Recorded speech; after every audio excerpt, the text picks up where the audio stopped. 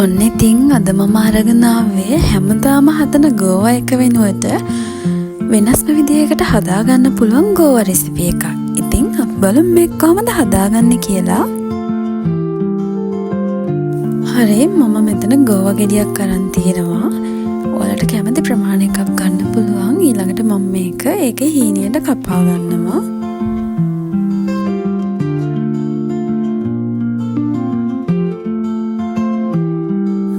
හරි, මම දැන් මේක පොඩියට කපාගෙන තියෙන්නේ. ඊළඟට මම ඒක හොද ගන්නවා. ඊළඟට මම මේක මේ භාජනයට දාගන්නවා. ඒකේ වතුර ටික අයින් වෙන්න.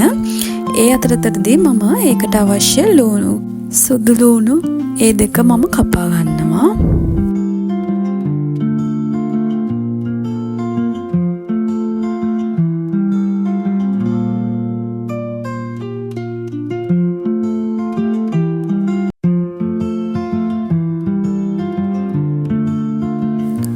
හරි, මම මෙතන සුදු ලුණු බිකි පහක් අරගෙන තියෙන මම ඒ ටිකත් පොඩියට කපා ගන්නවා.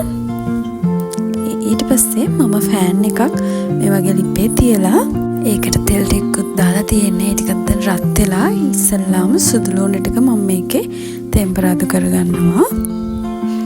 ඊට පස්සේ ඒ ටික බෙදුනට පස්සේ මම ඒකට ලුණු ටිකක් දාලා ඒ ටිකත් මම තෙම්පරාදු කරගන්නවා. මම ඒක ගොඩක් තෙම්පරාදු කරගන්නේ නෑ. දැන් තෙම්පරාදු වෙලා තියෙන මම ඒ ටික අයින් කරගන්නවා. ඊළඟට මම අර පෙරාගත්ත ගෝවා ටික වෙනම භාජනයකට මේ වගේ දාගෙන තියෙන්නේ. ඒකට මම අර තෙම්පරාදු කරගත්ත ලුණුයි සුදු ලුණු ටිකක් දාගන්නවා. ඊළඟට මම කරන්නේ ඒකට පාන් පිටි මේසෙන්දි 4ක් එකතු කරනවා. ඊළඟට මම මේකට ලුණු තේ හැඳි භාගයකුත් දාගන්නවා. ඒ වගේම කෑලි මිරිස් තේ හැඳි දෙකකුත් එකතු කරගන්නවා. ඒ වගේම ගම් මිරිස් තේ හැඳක් එකතු කරගන්නවා. ඒක ඔයාලට කැමති නම් එකතු කරගන්න පුළුවන්. ඔයාලා ස්පයිසි විදියට හදාගන්න කැමති නම් එකතු කරගන්න පුළුවන්.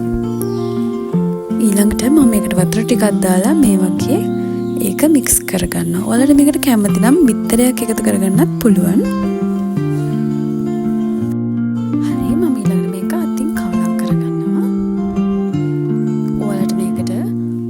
පිටි මදි නම් ඔයාලට මේකට තව පාන් පිටි එකතු කරගෙන මේක බැටර් එකක් වෙනකන් හදාගන්න පුළුවන්. මෙන්න මේ වගේ අතට අපිට ගන්න පුළුවන් විදිහට. හරි, ඊළඟට මම ආයෙ ෆෑන් එකක් ලිපේ තියලා ඒකට තෙල් ටිකක් දාගෙන තියෙන්නේ. ඊළඟට ඒ ටික රත් වුණාට පස්සේ මම අර බැටර් එකෙන් ටික ටික මේකට දාගන්නවා.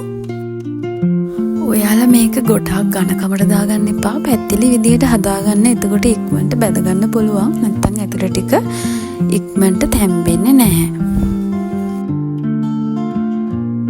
මම මේක දෙපැත්තම දාගෙන බැද ගන්නවා. ඒ වගේම මේ ඉතුරු ඔක්කොම ටික බැද ගන්නවා. දැන් මේ ටිකත් බැදලා තියෙන මම ඒ ටික අයින් කරගන්නවා. හරි, මේ තියෙන මම මේ විදිහට බැදගත්ත අපේ ගෝවා ස්නැක් එක. ඉතින් හදාගන්න හරිම ලේසි. මම පෙන්නන්න එකක් කඩලා මේ තියෙන ඇතුළ. ඉතින් ඔයාලත් මේක ගෙදර ඉඳලා හදලා බලන්න. හරිම ලේසියෙන් හදාගන්න පුළුවන් රෙසිපි එකක්. මේක අපිට ස්නැක් එකක් විදිහට ගන්නත් පුළුවන්. ඒ වගේම බත් එක්ක උනත් මේක කන්න පුළුවන්. ඉතින් ඔයාලා හදලා බලන්න, හරිම රසයි. ඉතින් ඔයාලා මගේ channel එක තාම subscribe කරලා නැත්නම් subscribe කරලා පහළ තියෙන bell icon එකත් click කරගෙන යන්න. අපි තවත් අලුත් වීඩියෝ එකකින් හම්බෙමු.